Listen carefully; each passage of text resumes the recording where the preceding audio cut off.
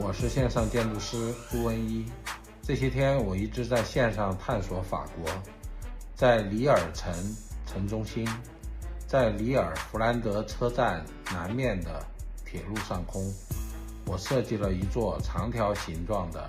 高架矩形结构，作为一座大型高架广场，它将被铁路分隔的